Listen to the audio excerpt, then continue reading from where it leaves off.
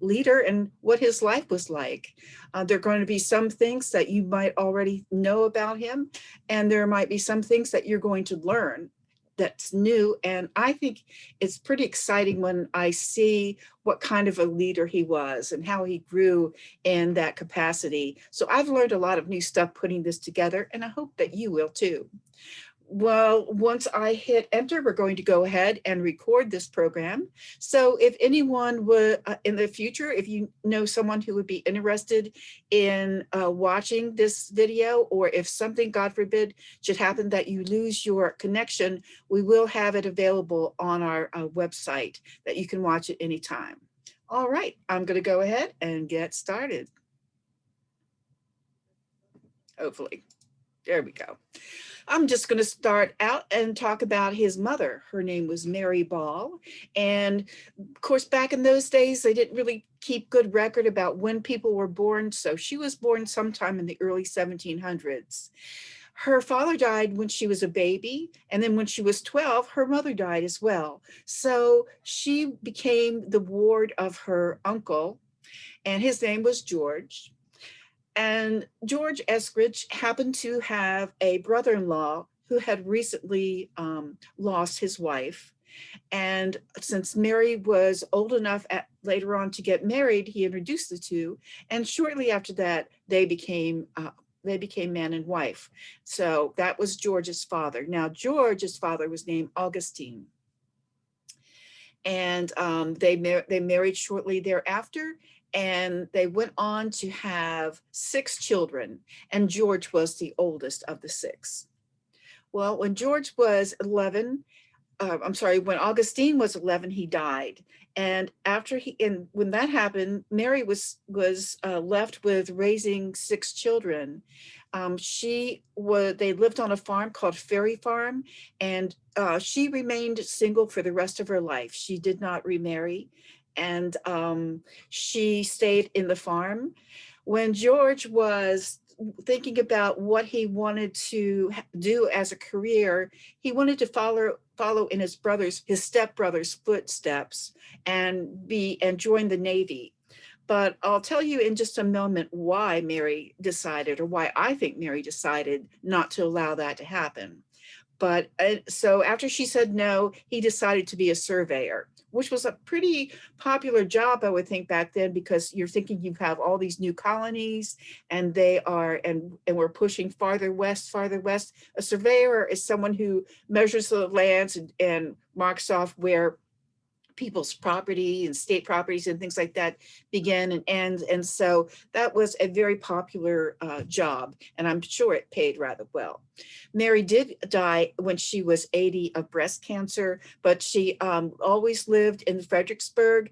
And because she was single, she would often, when George was a soldier and a leader and a president, she would also often ask to borrow money from him, which I understand caused a lot of conversation between the two of them. All right, so that's a little bit about his mother. George was homeschooled from the age of 7, which is typically when education starts. And then normally, if a family has money, they will send their sons, sometimes their daughters, but mostly just the sons, off to a more formal schooling. That starts usually around 12. But George's father died when he was 11. And so because of that, they didn't have the money to send him off for that formal education. So he never attended college, or he never attended any formal school. And he became a ward of his half-brother. His half-brother was named Lawrence. Actually, Augustine, George's father, was married before, but his wife died. So he had 2 sons from that marriage. And that meant that George had not only the 5 other siblings, but he had 2 stepbrothers as well. George lived with Lawrence, and Lawrence's wife, was very well properly raised. And one of the things that she took on was teaching George the manners of fine society. And it turned out to be a very good thing, because surprisingly enough, when George became a soldier, general, the president, he loved dancing. He loved all those old-timey colonial balls. He was a very good dancer, and the women were very charmed by him. In his early teens, he was growing up on this large farm that became um, Mount Vernon. And so he learned all that he could about raising tobacco and taking care of livestock. And he was very well versed, and he enjoyed working on the farm a lot. But then, as I said, at the age of 16, he decided that he would work as a surveyor. This is a portrait of his Lawrence, of his half brother that raised him, took on the responsibility of George after the father died. Lawrence's career was as a Marine. He was in the Royal Navy, and he served under an admiral named, last name of Vernon. And he was off a lot serving in that capacity. And then for 2 years, they were actually at, Great Britain was at war with some of the West Indies islands. And during that time, Lawrence caught tuberculosis. And I wonder if that's why his George's mother didn't want George to join the Navy. Maybe she worried about his health or something like that. I'm not sure, that's just my supposition. But Lawrence became, tuberculosis was a very, and still is a very serious disease. And Lawrence traveled to England and consulted with doctors. And some of them said, well, you know, maybe the tropical climates would be good for your health, which is interesting because that's where he caught tuberculosis in the first place. But at any rate, he decided to take their advice. And so he went to Barbados, and he took George Washington with him, his young ward with him. And that is the only time that George Washington ever traveled outside of the colonies. And while George was there, sure enough, he contracted smallpox. And he was lucky enough to survive, but he did end up with some small scarring on his skin, mostly on his face. When his brother Lawrence was 39 years old, he died of the tuberculosis. They had come back to Virginia, but he died from that disease. And so Mount Vernon, the possession of it went to Lawrence's daughter. But not long after that, his daughter also died. I'm not sure of what, but when she died, the ownership of Mount Vernon was passed on to George Washington. So that's how he came about having the ownership of that. And you can see the small picture there of how Mount Washington looks today. And that would be, I would love to be there at 4th of July and see all that amazing stuff. All right. So Washington was working for a surveyor for a while. Oh, and by the way, when he inherited the Mount Vernon, and this was a large plantation, but it was growing more and more all the time, he was only 20 years old. So when he inherited the property, he also was thinking about how, you know, what his brother was like. And Lawrence was what they call an adjunct general in the Mount Vernon area, in that part of Virginia. And what that was is it was an officer who would train the local militia, because every state had their own militia. He would train them how to use their arm, you know, how to use their guns and how to fight, and how to conduct themselves, you know, with the general, you know, with good manners and that sort of thing. But that was interesting because, well, first of all, George really wanted to take on that position, so much so that he traveled to talk to the lieutenant governor to talk him into letting him do that. And he was only in his early 30s, and he received permission. But it's interesting because he didn't have a single days of military training, and here he was in charge of, you know, teaching other people how to go about this important role. So George is he now has this command position, and he hears that the governor of Virginia, things are happening. All right. You probably know that the French, when they were coming over to our continent, they settled a lot in the Canadian area.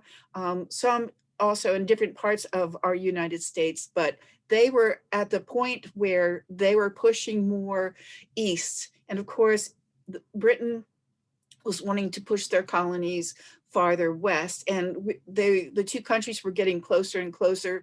And um, the governor of Virginia decided that they were getting too close for comfort. And he wanted somebody that would travel, that would take an official letter from him to the commanders and demand that they leave the area and go back to the land that they rightly owned. And George heard about that, and he just decided that was a job for him. So he returned to the governor and really talked his way into the job. He received permission to go. He was handed the letter, he got some troops, and so off they went to talk to these French in their fortresses. So he goes with his men. He has a translator. He has, I think, about 150 men, and they travel on, and they come to the first fortress. And this was in the Pittsburgh area where we know now. And so they go up to the fortress and ask permission to speak to the commander. They tell them why they're there. They have this official letter that they need to hand over. And the commander says, I'm not interested in talking to you. I don't want anything to do with this letter. And he also, Washington also had some Native American chiefs with him who had been having problems with the French as well, because when you think about it, the French were mostly into trapping and fishing and that sort of thing. And they were doing that for profit, whereas the Native Americans were doing it just to survive. So they were not interested in having the French come any farther east either. So the chiefs would come and they brought gifts to things to trade, and commander didn't want anything to do with that. And that type of thing is highly offensive to the chiefs. They said, we don't want anything to do with that. Once you travel on to the next fort, they would probably have more official permission. Those are who you need to talk to. So off they went. Now, the thing is that while another thing that the governor asked George to do is, while they were going to these different forts and things, he wanted Washington and his men to keep an eye out to get an idea of how many troops the French had there, how strong their fortresses were, if they could sense any type of action that might be going on. They were essentially going also as spies. So they go to the second fort, and they go through the same thing. They present the letter, they offer the goods to share, and they get the same answer. We're not interested in this. We don't want to trade with the Indians.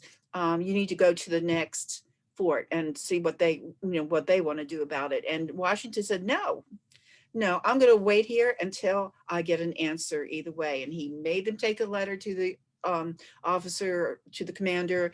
And so he spent about 3 days waiting for an answer. Now, while he was there on those 3 days, he was carrying out the other portion of his assignment. And he was taking a look around and trying to notice what's going on, that sort of thing. And he gets a feeling, now this is in early December, mid-December. And he just has this feeling that he's got a sense that something's going to go on as soon as spring comes. They were at a location where these two rivers met at one place. And if you could control that spot, you could control what went up and down two different rivers. And that was not something that the English were willing for the French to have control of. So he decided that, I think something's not right. Something's going to happen. He had some information in his head. When they came back and said no, and go to the next fort, Washington sent the other people ahead. He took with him his interpreter and a few of the Native Americans, and he headed back for home. And they decided they wanted to take the quickest route, and so they went through these woods and hills and things like that. Now, this is now later December, and it starts snowing and it's terrible, nasty weather. And so they're trekking, there's like 900 miles or something like that that they had to travel to get back to where they had come from.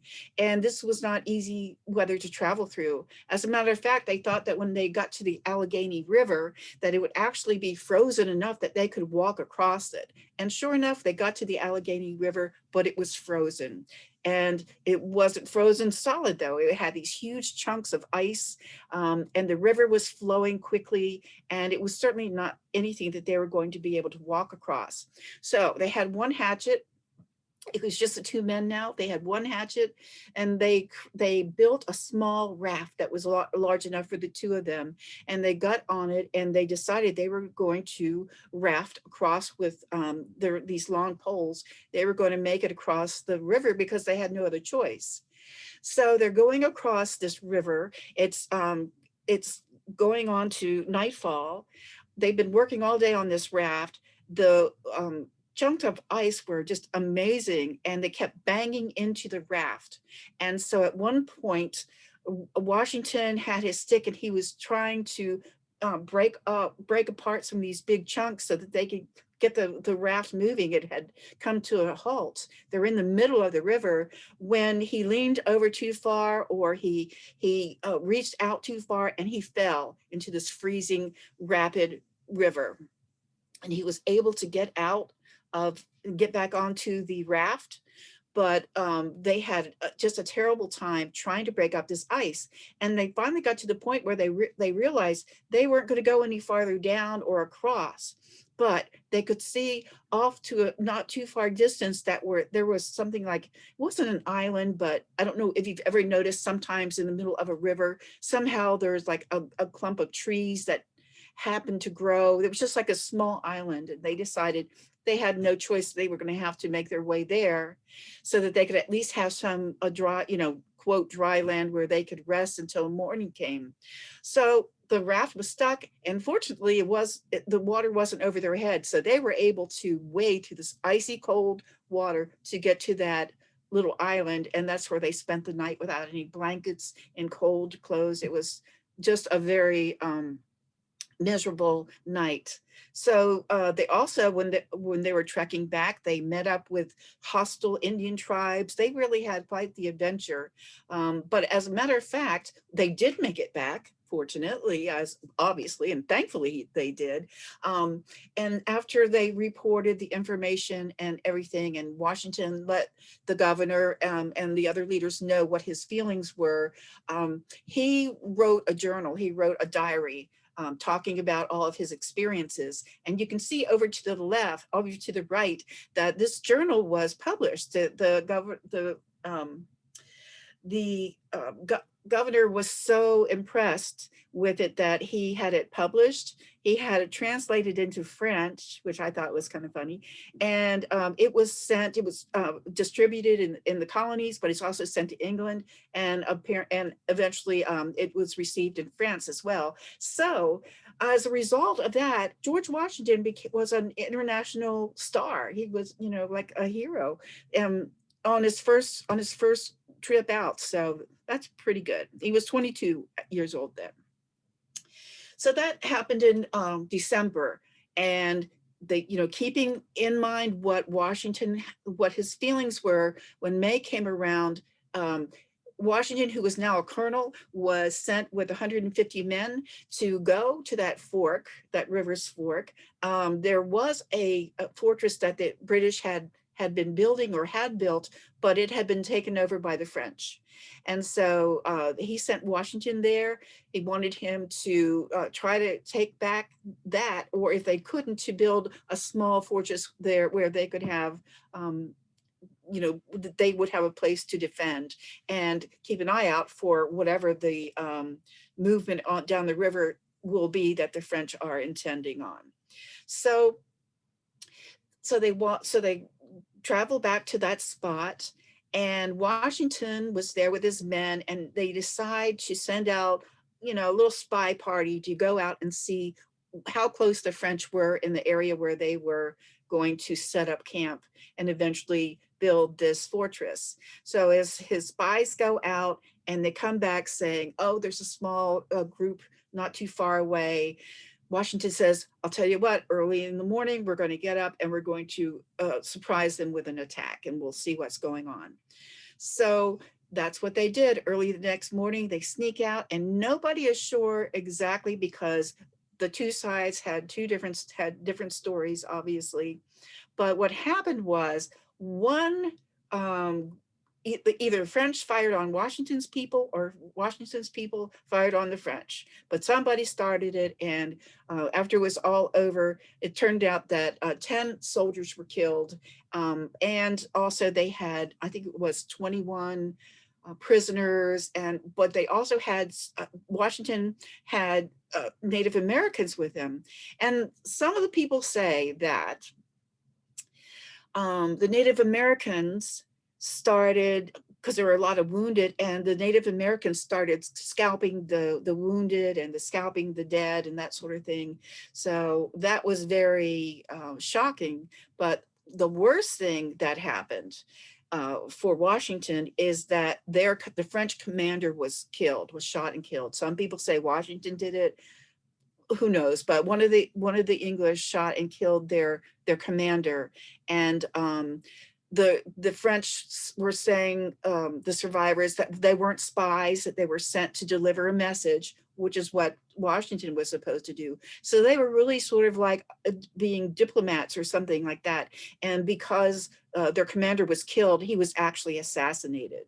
So that was a very big bone of contention, and that started to have the two countries realize that they were headed for war.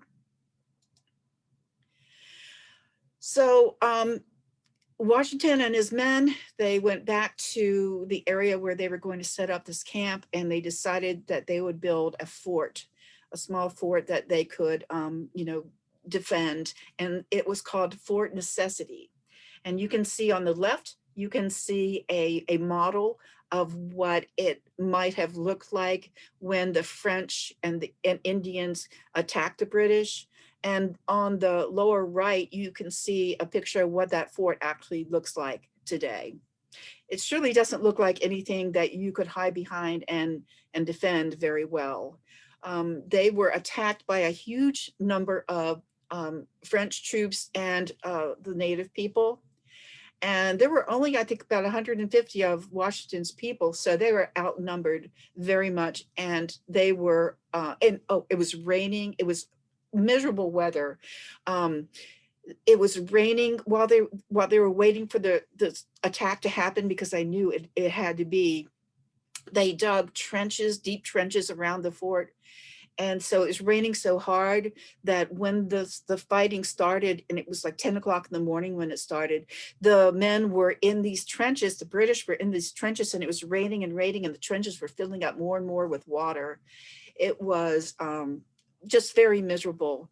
And so after they stopped, I think about 8 o'clock that night, finally, the French offered to call a truce, and Washington couldn't understand. They're guaranteed to win. Why do they want to call off the fighting? They've got us. But come to find out, when he thought about what he had, they had fought in the rain all day. All of their animals, their horses, all the livestock, all the animals were dead. All of their gunpowder was wet, and their weapons, most of the weapons had jammed. So they, really, I don't know why the French decided to call it off, except for adieu. Remember, they were angry about the fact that Washington killed this leader, and that they were calling that an assassination. So they told Washington that they would accept his surrender. They would write up this petition that he had to sign. It was written in French. The paper was really wet. Everybody was tired, and Washington couldn't read French. So he signed it, and they were sent on their way.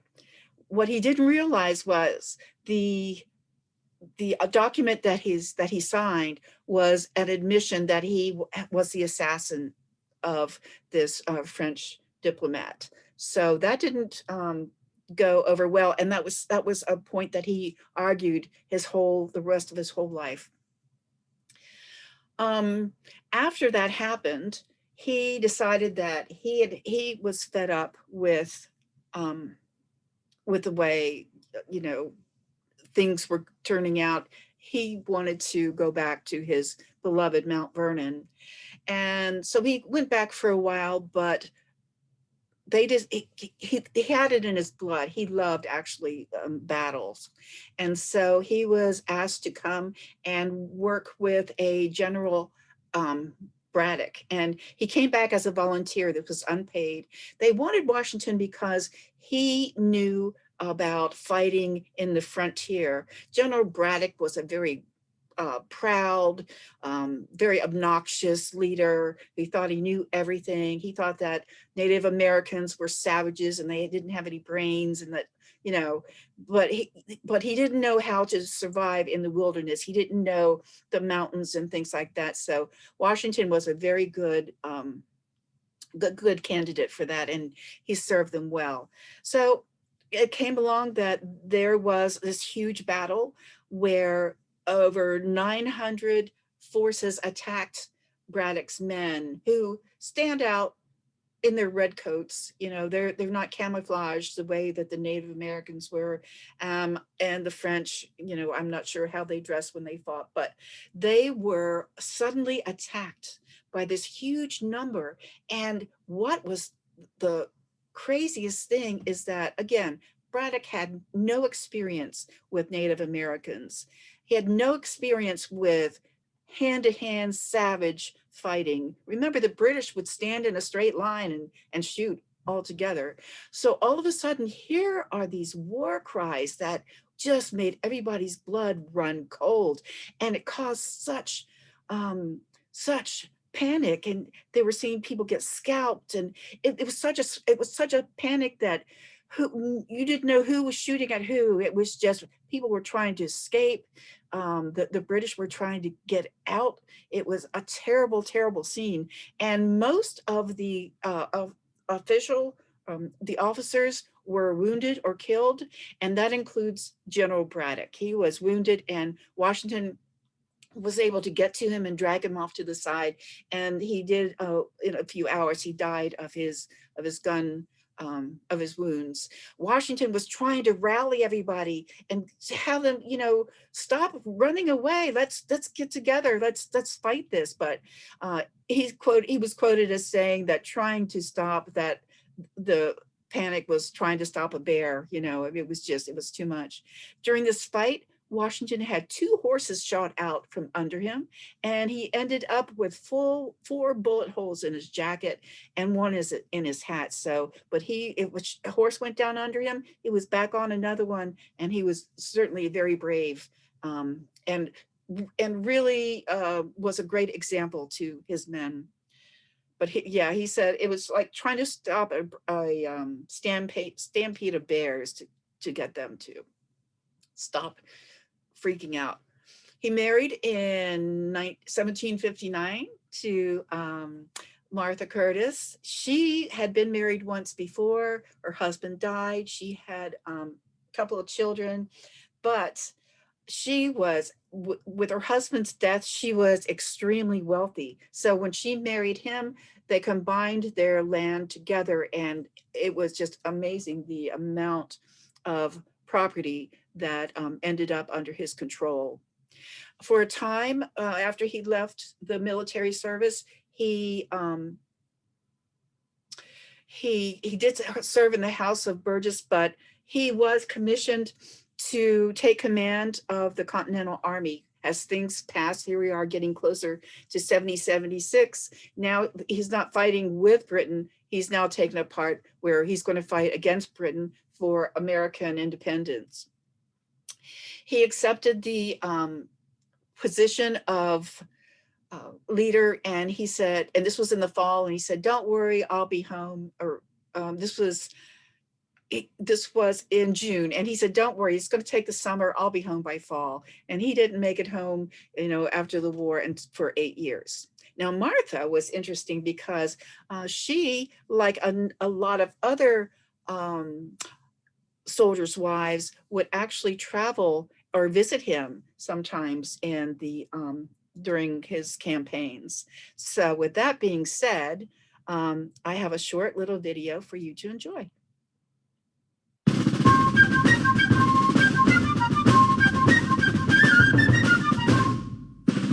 One of the most enjoyable things about working at Valley Forge is that I actually get to dress up as a Continental soldier and introduce what life was like for a typical soldier here at Valley Forge to all our visitors.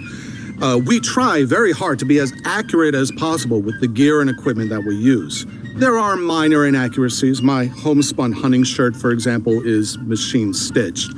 But the single most inaccurate part of this outfit is the person who's wearing it. I constantly have to remind visitors that the average Continental soldier was young, skinny, and clean-shaven. And you will notice that I am none of those things. So I'm not exactly a perfect model for an average soldier. But that said, there's also no such thing as an average soldier. Every soldier here was unique and had their own background. The average age might have been in its early 20s, but the age range in the Continental Army was vast. There were some enlisted men here who were barely in their teens, serving as drummers and musicians. There were other enlisted infantry who were into their 40s or maybe even older, who were still fighting in this army. Also, not all of the men who were here were men. We estimate that there were probably around 400 women in this encampment, usually the wives of the poorest soldiers. If you were a runaway indentured servant or a new immigrant or propertyless, if your husband signed up and enlisted in the army, you would sometimes pack up your belongings, pack up your children, and travel with the army from place to place. You had to be made of tough stuff to serve as a woman in this army in those days. But they would be working and laboring in this camp alongside the men in essentially non-combatant roles. So there were families encamped here at Valley Forge going through these conditions.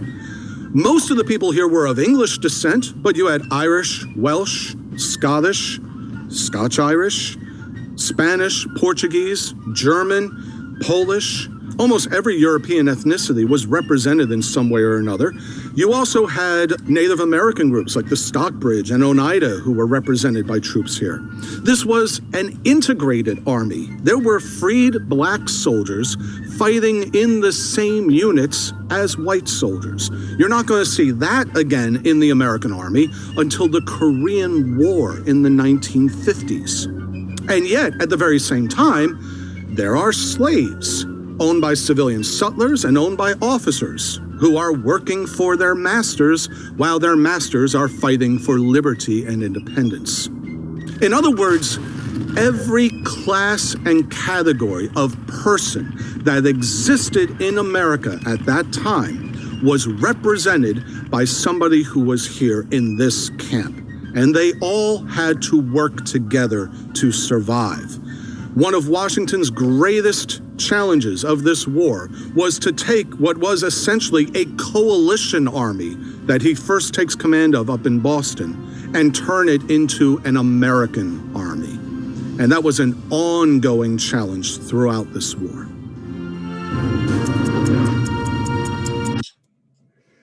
All right. Let's see.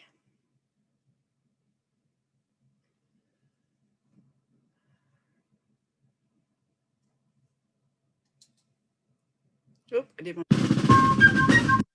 want to do that. This is what I want. This is something that I learned. I have a good typo there. This is something that I learned. In June of 1776, there was an attempt to assassinate George Washington. One of the people involved was named Thomas Hickey, and he was actually hanged for that offense. They think that the New York royal governor and the New York mayor were also involved, but they couldn't prove it enough. And because this happened, that started a realization that the president or the leaders need to be guarded. And so that led to a Secret Service agency that was set up just to protect the president of the United States. And if you're interested, if any adults out there are interested in finding out more about that, there's a book called First Conspiracy, The Secret Plot to Kill George Washington, written by Brad Metzler. All right. Let me get to my other slide here. Here we go. Sorry about that. All right. Well, let's get to what we are wanting to talk about today. There we go. Sorry. And that is this one of the pictures. This picture, this painting is called George or Washington Crossing the Delaware, and it is indicating what common legend says happened when George Washington crossed the Delaware to get to the German troops. And it's happened on Christmas night, but this was not exactly the way it really happened. First of all, I'll just tell you about the painting. You can see how large it is by the size of the people standing next to it.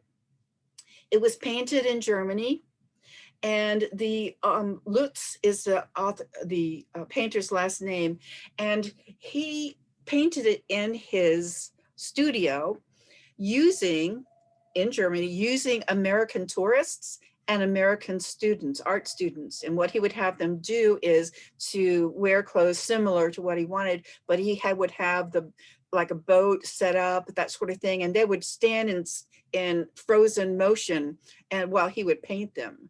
That is called a tableau. And sometimes you will see that other artists will do that, or street performers they'll stand in line for like what a painting looks like and just stand there frozen. I don't know, it's just, but that's how he painted, so he could get realistic lighting and shadows and that sort of thing. It was first painted in 1850, but not long after it was painted, it was damaged in a fire in his studio. He restored it, and it was purchased by an art museum in Germany. But during World War II, it was destroyed by a bombing from the Allied forces. So a replica was ordered for a Parisian art trader, and they made it larger than the original one. And now it's owned by the Metropolitan Art Museum. And the size, just if you're interested, it's 12 feet 5 inches tall and over 21 feet wide. Other facts about when Washington, this is how it really was. Okay, the British, first of all, the spies against the colonists, against the Continental Army, had warned the British and said that they thought that something was, that the colonies were getting ready to plan an attack, but they didn't believe it. Even though they were warned to keep an eye out, they thought, no, that's not going to happen. And the day before the crossing, an American deserter told the Hessians, the German troops, that he was there, he was ready to cross. But there had been so many false alarms about this that the Hessians didn't take it for, didn't believe it. During the crossing, there was a nor'easter, and if you've lived in this area long enough, you know that nor'easters are full of terrible rains and snows and winds. It's not a good time to be in a boat crossing a river, that's for sure. Sleet, snow, and they had to actually go through a lot of snow and ice just to get to the river. And when they got there, they were so tired, and they had a hard time getting on the boats because the boats were moving all around the place. And then after they crossed the river, they had to go another 10 miles to get to where they were going to take care of business. Not just soldiers crossed, but they also crossed with horses, ammunition, cannons, and 6-pounders, which are cannons that are over 1,000 pounds heavy, and you can see a picture of one of those there.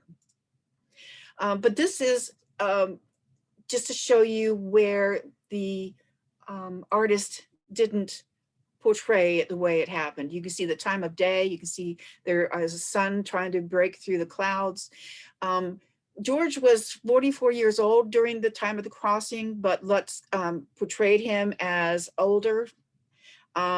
He has George standing up in the boat, and if they were in that kind of water with that small boat, that would be a very dumb and stupid thing for him to do, especially because now we know that in his earlier days, he had already fallen off a raft in a cold, freezing, icy water. I don't think he would try that again, especially on such an important night. The flag that we're seeing in the picture is actually a flag that was not designed until a year after this battle. So you see a picture over here on the side of what the flag would have looked like at that time, with it has the British insignia in the middle. The style of boat is wrong. They were actually going across on what is called a Dunham boat, which is a large flat bottom painted black boat that was used to carry heavy things across the across water, which again, there was no way that they would be able to get horses and cannons and things like that in a boat that type. Also, if you look at the icebergs here, or ice here, huge chunks of ice, it was not that bad. Now, I think that if you look at or think back to when George crossed on that raft, I bet that's more what the ice might have looked like, but this just looks like more of icebergs and things like that. And also, the Delaware River is nowhere this wide. It's, so these are just some things that the painter used what they call poetic license. He wanted to portray. This is more what it probably looked like. This author is named Mort Kunstler, and he is known for doing historical paintings. But what he does is he gets together with a lot of historians and gets, you know, what things must have really been like. And then he bases his paint on that. So here you can see the flat boats. You can see it with the right time of day, the you know, you see ice, but not the big icebergs. You see George standing up, but look where he's standing. He's in the front of the boat, but he's standing right next to that cannon, holding on to it. So it was a very stable place to be in that boat. If you look in the very back, you can see that there are horses back there. Oh, and this is interesting. These are crossing cables. So what that would have been almost like a ferry, except for you see the cables are underwater. That would make sense that they would use cables to cross, especially in all that wind and that type of thing. They would know that they were going to land on the other side where they meant to, and not somewhere downstream. So, and they used poles instead of the oars that you saw in the other painting. Okay. I think I'm going to skip this for the sake of, I know I'm getting too far ahead of myself. Let me do this because I want to get to something that I think you will. Let's look a little bit about the painting. Slideshow current. Okay. This is going to talk, now this is the second painting that we're looking at. This is a painting of George Washington, not as a soldier, but as the President of the United States. And so, I'm Dorothy Moss, Associate Curator of Painting and Sculpture at the National Portrait Gallery. oh, sorry. Oh, sorry. I'm Dorothy Moss, Associate Curator of Painting and Sculpture at the National Portrait Gallery, Smithsonian Institution in Washington, D.C. I'm standing here at the National Portrait Gallery in front of Gilbert Stuart's portrait of George Washington, known as the Lansdowne portrait. It was painted in 1796 at the end of Washington's presidency, and it is perhaps the most iconic image of Washington painted during his lifetime. It's the first portrait of Washington where he's shown as a citizen rather than a military leader. He's wearing the velvet suit that he was known to wear at public appearances. He's posed in an oratorical pose with his arm outstretched, addressing the public. It was painted as a commission for the Lord of Lansdowne, William Petty, who was a great supporter of the American cause as a British citizen. It was commissioned by William Bingham, who wanted to give William Petty a gift from the United States, and it was sent to London after it was painted in Philadelphia. The portrait of Washington is filled with important symbols referencing the New Republic. There's a flag with 13 stripes in the medallion in the back of the chair. The quill on the table next to Washington is held in a well that is the shape of an arc, and the Washington family symbol is imprinted on the well. Books surround Washington, including the Constitution, rainbow in the background referencing the end of the war and hope for a brighter future. Gilbert Stuart made multiple copies of the Lansdowne portrait. This is the original. He made a copy for William Bingham, who had commissioned the original portrait. He also made another copy for William Constable, who was an Irish-born New York merchant. Those copies are now in the Pennsylvania Academy of the Fine Arts and the Brooklyn Museum. He made other copies. One of those copies attributed to Gilbert Stuart is in the White House. That portrait was rescued by Dolly Madison during the War of 1812 when the British invaded Washington and burned the city. Dolly Madison was left in the White House by James Madison when he went to meet the troops in the field in preparation for the British invasion. She realized that she needed to take account of the most important objects in the White House, in her view, and this version of our Lansdowne portrait was one of those important objects. As legend has it, it was taking such a long time to remove the portrait in its frame from the wall that she ordered the frame to be broken and had the portrait rolled and carried away from the White House by two men from New York, who she writes about to her sister in a letter documenting this event.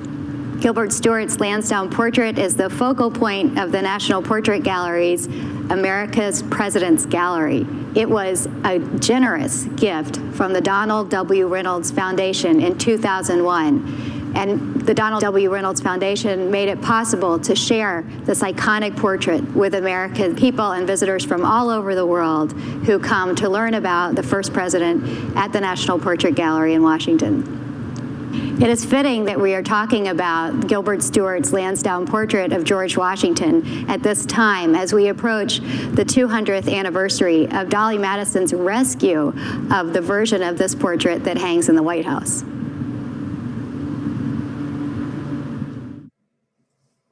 Okay, get back to where we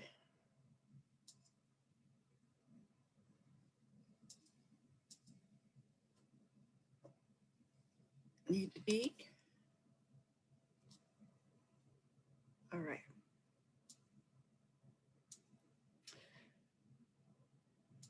Just a little bit of information before we finish up here about the artist of the Lansdowne portrait.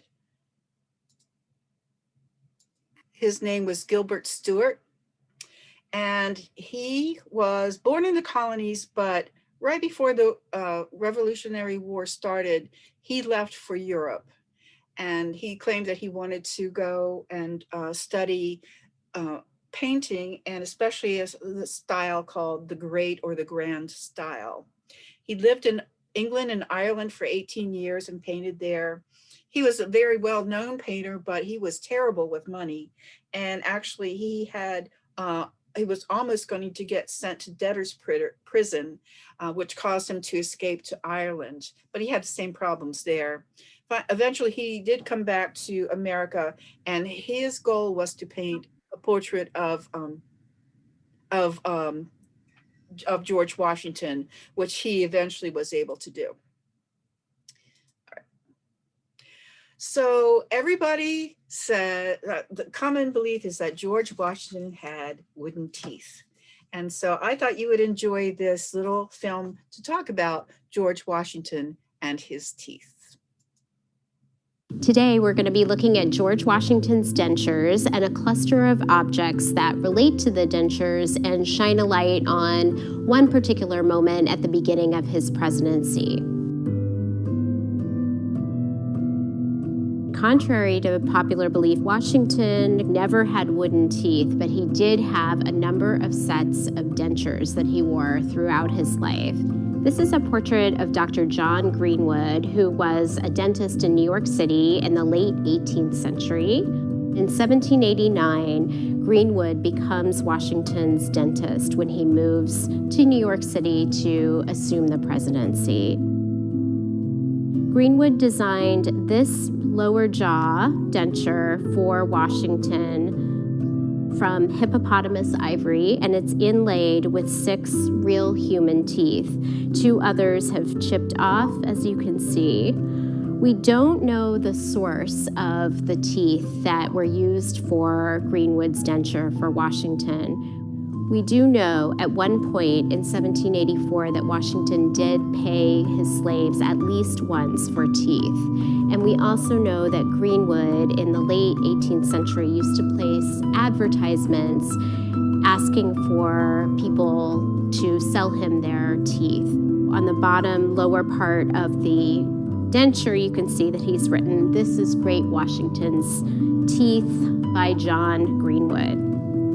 In 1789, when this denture is made for Washington, Washington still has 1 tooth remaining in his mouth. And so Greenwood drilled a hole in the hippopotamus ivory to slip the denture over that 1 remaining tooth. And Washington would wear the denture. It was secured by springs in the back, and that's how it would stay on.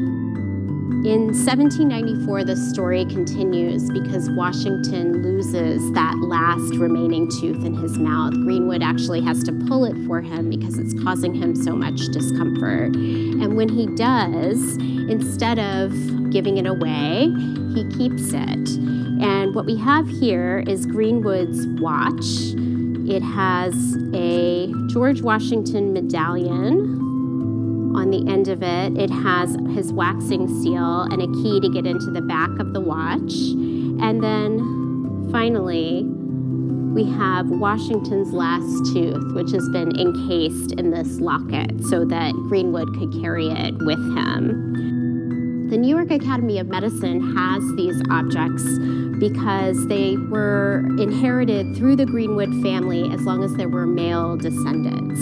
And then in the 1930s, there are 2 elderly aunts, and they're persuaded to give these things to us at the Academy along with Greenwood's tools. And these were tools that Greenwood would have used probably in the 18th century. We don't know if he used them on Washington, but he would have certainly used something similar at the time. And we really love these, and they're a great piece of our history here.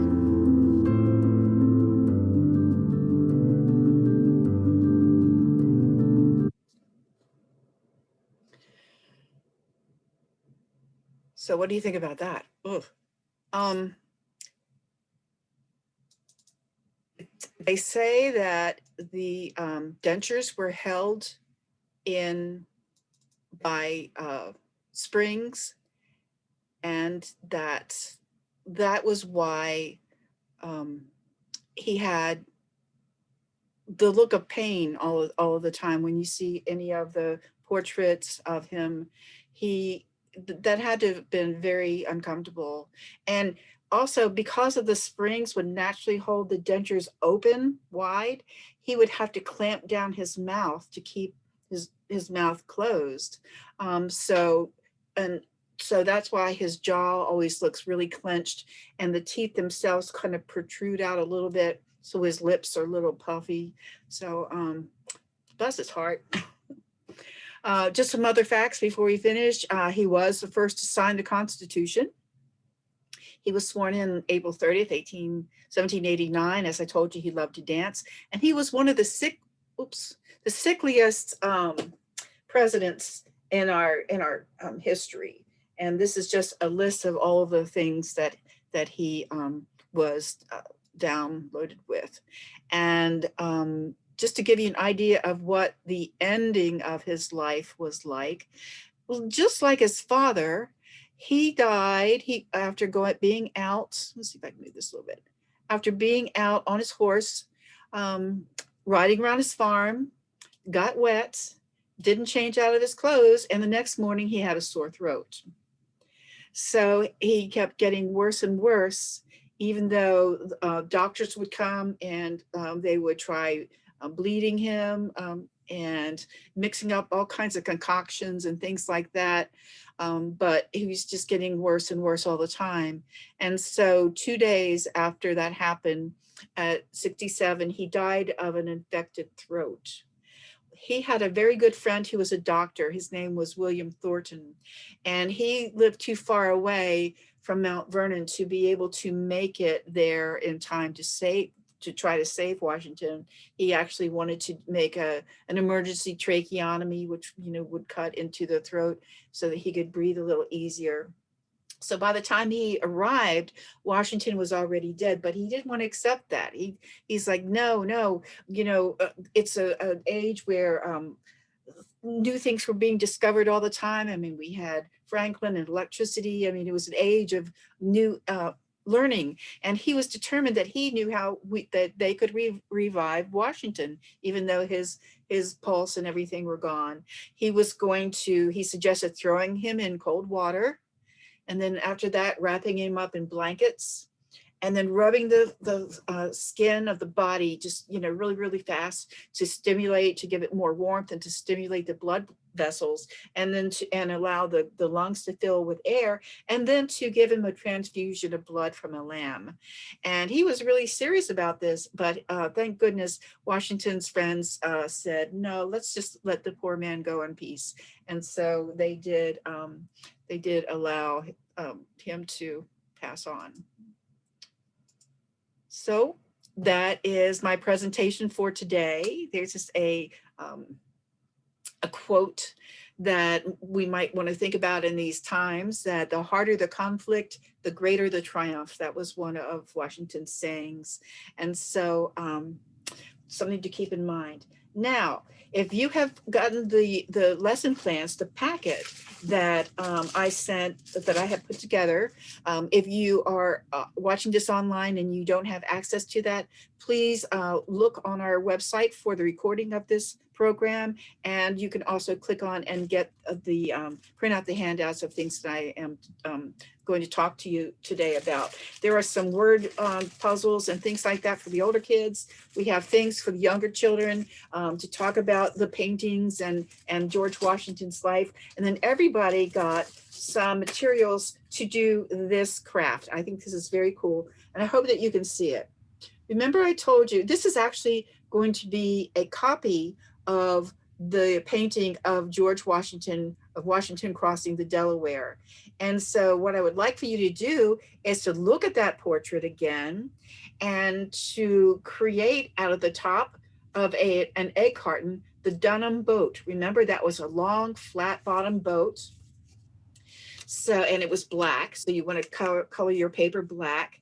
Attach it to the egg carton. And then you've got paper and things like that you can look and create the men in the boat. And we have popsicle sticks where you can represent their oars and things like that. And don't forget to create the American flag. But if you want to, take a look at that, at the painting, take your materials and have fun recreating that wonderful painting. Thank you very much. Does anyone have anything they would like to ask or share?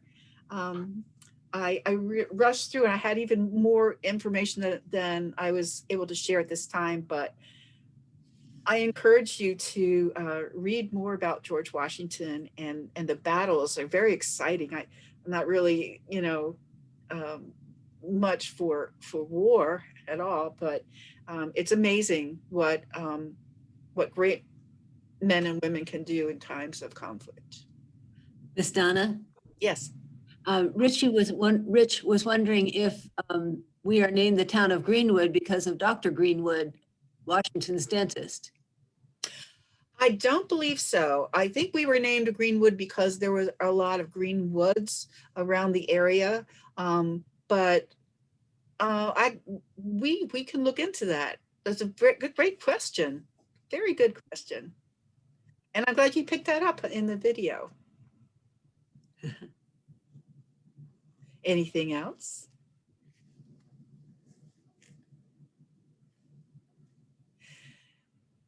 Next month, we're going to do, in Picturing America, we're going to look at what is called winter counts. This is from an art form from the Lakota tribe, and it shows a way that the Native Americans in the central part of the country would track their time, would track what happens in a year's time. And it was interesting because I found that these Native people, their year starts with the first snowfall.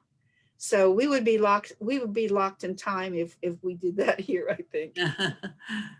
It's really a way to learn about the symbols and their way of life.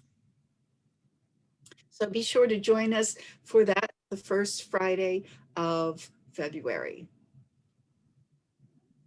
Thank you. You're welcome. Thank you so much for watching. Please remember that if you have any questions, any suggestions about other shows, other programs that we can present to you online to fill in your curiosity and your learning, please don't hesitate in giving us a call or visiting us online. So thank you very much. Bye-bye. Bye.